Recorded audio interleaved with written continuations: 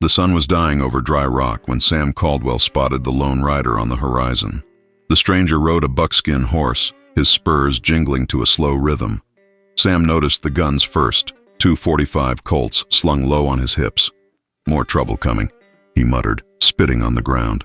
The stranger stopped before the saloon, dismounted with precise movements, and tied up the horse. His eyes swept the street, memorizing every detail. That was when Helena Santana crossed the road. The daughter of the most powerful rancher walked with grace, her blue dress standing out against the dust. The gunslinger lifted his eyes and something changed in his scarred face. Helena also stopped, as if touched by an invisible force. Sam's stomach tightened. He knew that look, the kind that turned good men into killers and sensible women into fugitives. In the saloon, 10 minutes later, Sam approached the stranger. "Name's Sam Caldwell, Sheriff of Dry Rock." "Gray Wolf," he answered in a rough voice. The name fell like thunder. Chairs scraped. Two cowhands slipped out the back. Buck dropped a glass. Sam kept his face impassive, but his blood ran cold. Gray Wolf. 17 men dead in clean duels. The man who killed Johnny Ringo in Tombstone. "Business in Dry Rock?" Sam asked. "Maybe. Depends on whether I find who I'm looking for." The doors banged open. Miguel Santana stormed in like an angry bull, flanked by 4 men. "I heard a rat came into my town." "Your town?" Gray turned. "I thought the law here was the sheriff." "I am the law." Santana advanced. "I built Dry Rock." Helena stepped into the saloon, unheard of for a respectable woman. She walked straight to her father. "Father, Mother is calling for dinner." "Helena, get out of here now!" But Helena was looking at Gray, and he at her. "Your daughter Santana?" Gray asked, voice dangerous. "None of your business, killer." "Killer? Strong word coming from a man like you." Sam saw the hands of the hired men move toward their guns. "Enough," he ordered. "Miguel, take Helena home. Mr. Gray, I suggest you rest." Gray nodded. "Sure, Sheriff. I've got all the time in the world. I've waited 15 years. Sam watched Santana's face pale. The rancher grabbed Helena and left, but not before she cast one last look at the gunslinger. "What's this about 15 years?" Sam asked. "Ask Santana about Red River." About the McKenna family. About a 5-year-old girl who was orphaned. Sam knew that story. A brutal massacre. An entire family slaughtered. Santana had been there, always saying he arrived after. "Were you a McKenna?" "No, but I made a promise over their graves." "That girl, Helena, how old is she?" 20. Right age then. The next morning, Sam walked into a commotion at the saloon.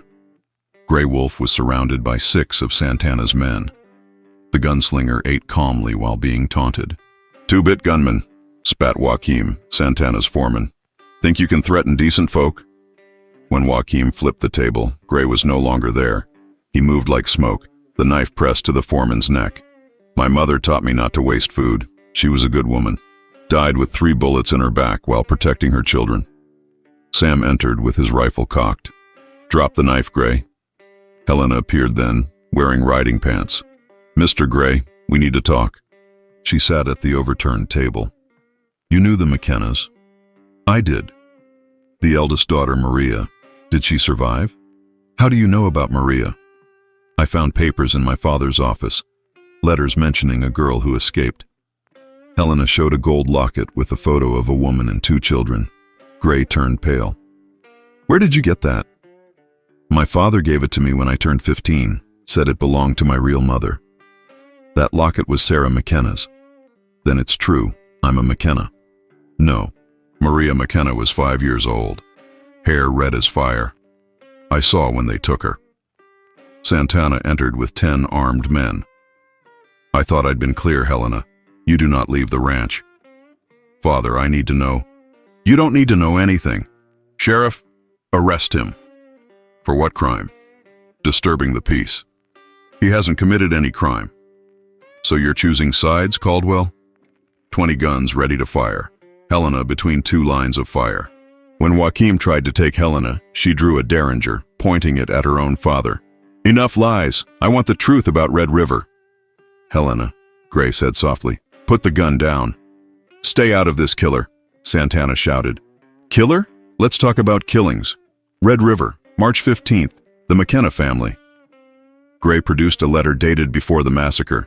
Jay McKenna has to disappear. The mine is worth too much. The wife and boys are a problem. But the eldest girl might be useful. MS. My God, Helena whispered. MS. Miguel Santana. An old man hobbled in. Sam recognized him. Old Pete, the town drunk. That's enough, Pete said, but his voice sounded different. 15 years pretending to be drunk. But I promised Sarah McKenna I'd protect the girl. He straightened his back. My name is Peter McKenna, John's brother. Uncle Pete? Yes, little Maria. I dyed your hair when you were a child, from red to brown. You knew? Helena asked Santana. He was useful, harmless. I remembered, Pete said. I remembered every scream. Why didn't you tell me sooner? Helena asked. Because you were safe. Santana may be a murderer, but he cared for you. And that moment is now, Gray said. I came to settle a debt. What debt? Sam asked. I promised a 5-year-old girl that one day the truth would be revealed. You were there? I was a boy, the foreman's son. I saw everything. I hid you in the barn until they found you. I promised I'd come back. Santana drew his gun, aiming at Gray. Helena stepped between them. No more deaths! Get out of the way, daughter. I'm not your daughter. I'm Maria McKenna. Why did you let me live? She asked. Because you reminded me of my little sister. I couldn't kill you. But you managed to kill my parents. Yes. The word came out as a sigh. Get out of my town, Helena told Santana. Helena, Maria, daughter, get out. Santana staggered as if slapped. The ranch, built with McKenna gold. It's mine by right. I loved you, Santana whispered. That's the only reason you're leaving here alive. Turning to Santana's men, you have a choice. Work for a McKenna or look for a job elsewhere. Half the men lowered their guns and stayed. You who stick with Santana have 1 hour to leave Dry Rock. Santana cast one last look at Helena. Be careful whom you trust. That gunslinger, he hasn't told the whole truth. What do you mean? Ask him why it took 15 years. Helena turned to Daniel. Is it true? Are you hiding something? We all have secrets. Not anymore. No more secrets in Dry Rock. A woman appeared at the door.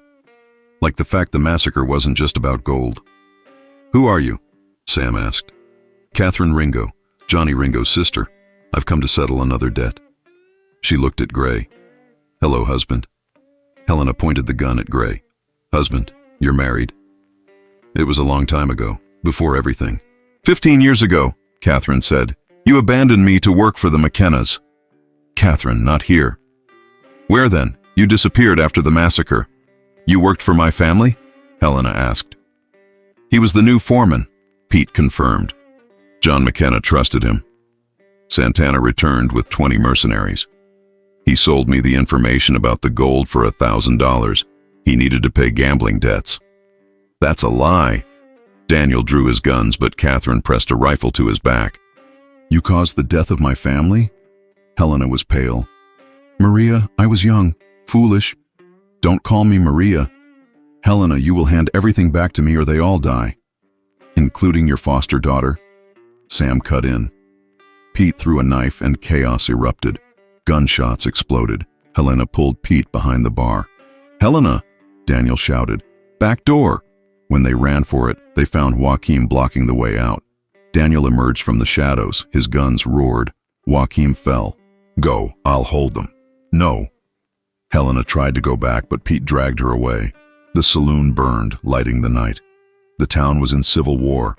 4 exhausted riders stopped at Red Rock Pass. Helena dismounted, trembling.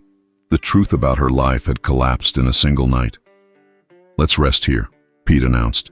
We need to talk, Helena said to Daniel. The whole truth. Yes, I owe you that. I was 17. I owed money in 3 towns. John McKenna gave me a job when no one else would. Treated me like a son. And you betrayed him? Yes.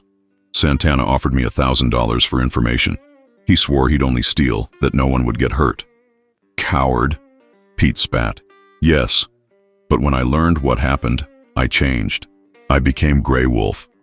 Riders approaching, Sam warned. They were citizens of Dry Rock, the blacksmith, the store owner, 10 more armed men. We drove out the mercenaries, the blacksmith said. It cost us 3 good men. And Santana? He fled to the fort. He'll bring the army, say there's an insurrection. He has contacts there, Pete cursed. We came to offer support, said the town doctor. Helena looked at those men risking everything. I can't ask you to fight for me. You're not asking. We're offering. We need to be smart, Daniel interjected. Some go back and fortify the town. Others come with me to Blackwater, where the mercenaries came from. If we can get proof Santana hired them, the army can't back him. I'm going, Helena declared. It's too dangerous. I'm a McKenna. Danger's in my blood. Catherine emerged from the rocks unarmed. I came to bargain. Vengeance against Santana. I found out he killed Johnny, not you, in Tombstone. Then it's settled, Helena declared. The enemy of my enemy. Blackwater was a town of perdition. The group entered at dusk, when shadows hide intentions. There, Catherine pointed to a building. Serpent Hotel. That's where the mercenaries stay. Daniel went in alone to create a distraction while the others searched for evidence out back. On the 3rd floor, Helena heard, Santana promised double if we take out the girl. Contracts, payments, written orders from Santana to eliminate witnesses to the McKenna massacre. Gunfire echoed. In the saloon, Daniel faced 5 men, 2 already down. His left gun roared, 3 down. The right, 4. Catherine dropped the 5th. McKay, the mercenary leader, crouched behind the bar. You won't leave here alive. We have proof, Helena shouted. Santana owns the judge, the fort commander too. Owned, a voice said.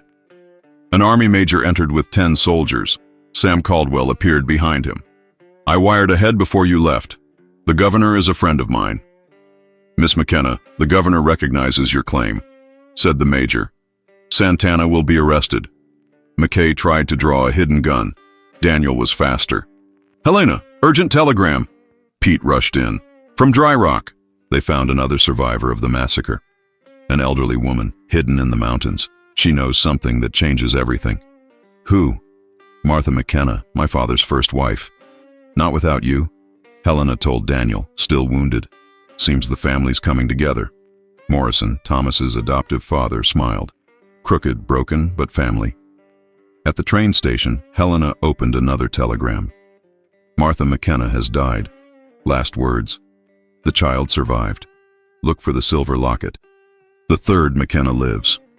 3rd McKenna? Daniel asked. But there were only you and Thomas. The search goes on, Helena said, resolve renewed. Where do we start? Morrison asked. At the beginning, Dry Rock. Daniel touched Helena's arm. You know it could be another tragedy? I know, but it's family, and family. Family is everything. They finished together. On the last page of John McKenna's diary was a sentence Helena only now understood. 3 seeds I planted, 3 trees will grow. 1 in the light, 1 in the shadow, 1 lost to the wind. Who was the 3rd McKenna? Somewhere someone held a silver locket, waiting. The train pushed through the desert, cutting the golden vastness like a needle through cloth. Helena looked out the window, thoughtful, the telegram still in her hands. A 3rd McKenna, she murmured. How is that possible?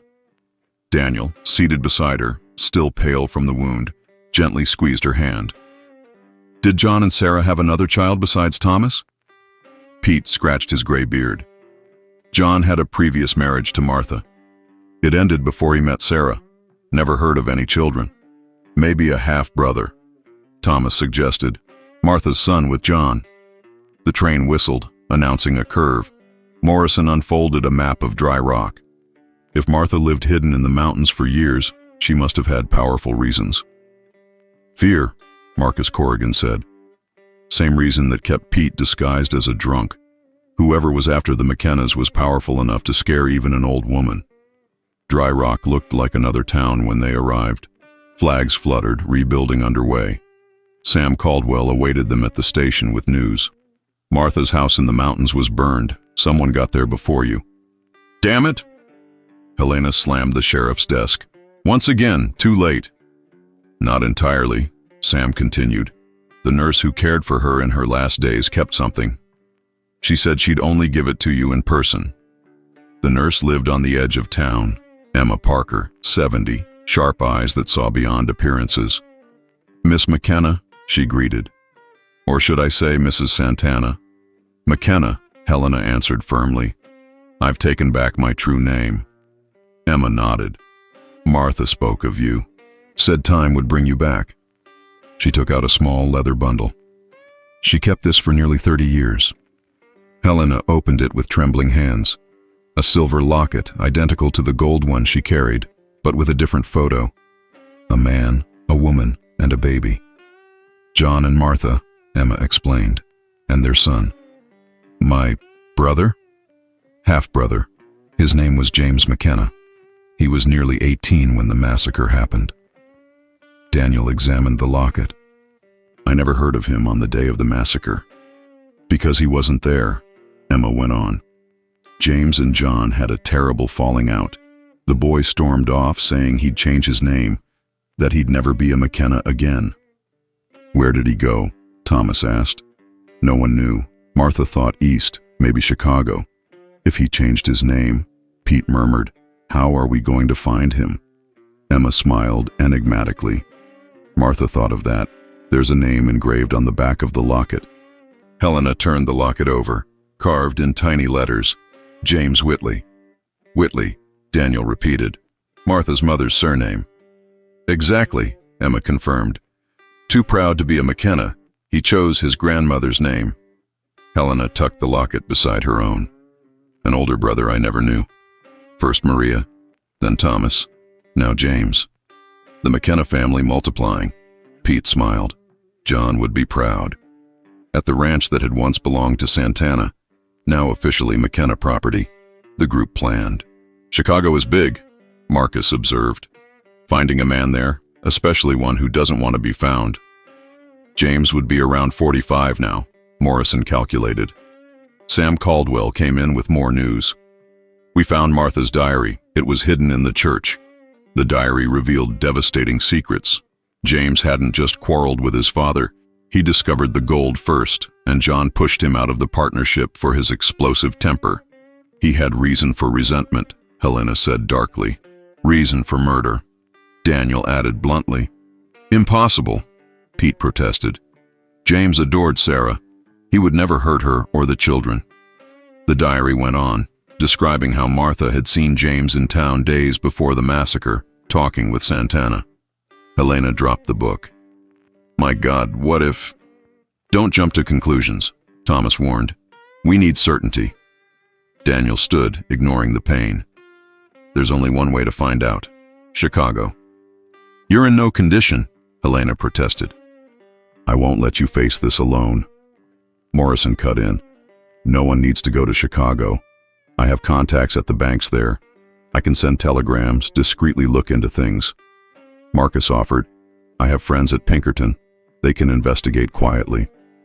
In the meantime, Sam added, there's something else. In the basement of the old McKenna house, we found a safe built into the wall. Santana never managed to open it. 3 locksmiths failed. Catherine Ringo showed up unexpectedly and had it open within minutes. I thought you'd left, Helena said, surprised. I left, Catherine replied, and came back. Family's complicated. Inside the safe, land deeds, mine maps, and letters, many letters. The last, dated 3 days before the massacre, addressed to John McKenna, signed J.W. James Whitley, Daniel read aloud. Father, I found a buyer for the North Mine. He's offering 3 times what it's worth. I don't trust him, but we need the money. Meet me at the Continental Hotel in Chicago if you agree. Your son, even if you won't acknowledge me as such. Helena pressed the letter to her chest. He tried to warn him, or lure John into a trap, Daniel suggested. Catherine examined the postmark. This letter was never delivered. It arrived after the massacre. Sam picked up another document. Look at this. Transfer of ownership of the North Mine to Theodore Wallace. Signed by James Whitley as John McKenna's proxy. Forged, Pete growled. Or worse, Morrison added. Legal because James was John's legitimate son. He could claim inheritance rights. Helena looked out the window at the mountains where Martha had hidden for decades. James Whitley, Wallace, all connected. In 2 weeks, the pieces began to fit. Telegrams from Chicago revealed a James Whitley who quickly built a fortune after 1860. He married a banker's daughter, became a respected financier. Seems our half-brother prospered with McKenna Gold, Thomas said bitterly. There's more. Morrison handed over another telegram. He has a daughter, Sarah Whitley, 22.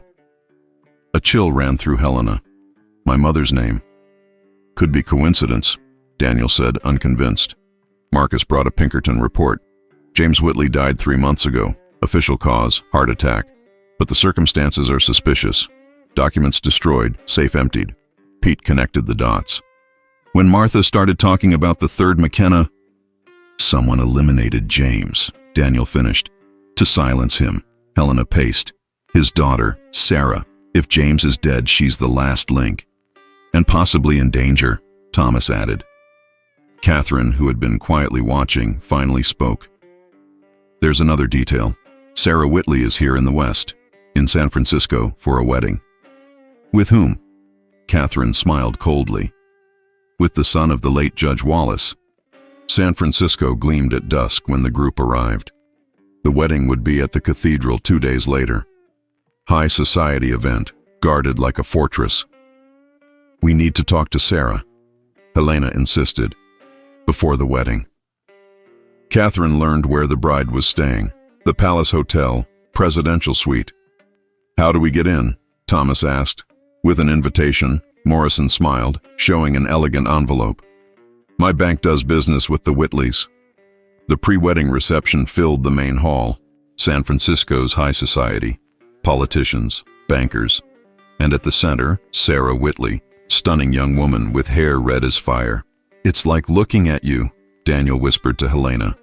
The likeness is uncanny. Family, Helena replied. McKenna blood.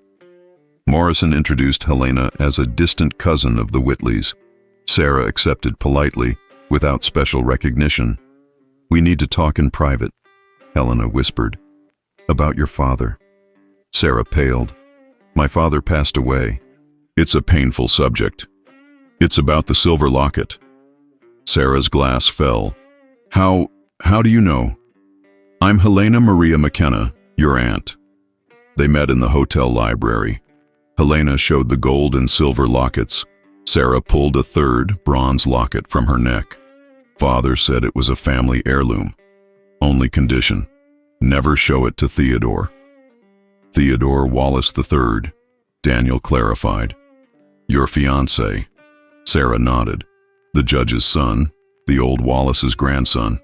Dynasty's joining. Helena took her niece's hands. Sarah, your father was James McKenna, son of John McKenna, my father. The revelation was devastating. Sarah heard everything, the massacre, the gold, Santana, Wallace, the truth about James's death. Impossible, she whispered. Father couldn't have. Not the massacre. Maybe he didn't know Santana would kill them all, Helena suggested. Maybe he thought they'd only take the gold. Or maybe, Catherine added, James was just another victim, manipulated by the Wallaces, then eliminated when he was no longer useful. Sarah stood trembling. The wedding. It's a trap. Theodore always insisted on seeing my father's papers, always asked about old mines. Looking for the rest of the McKenna gold, Marcus concluded. We need to cancel the wedding, Thomas said. No, Sarah decided, new resolve in her face. We'll uncover the truth. They'll all be there. The Wallaces, the last accomplices. It's our chance. The plan was risky. Sarah would keep up appearances. Helena and Daniel would infiltrate as guests. Thomas and Marcus would watch the exits. Catherine would take position on the adjacent roof with a rifle.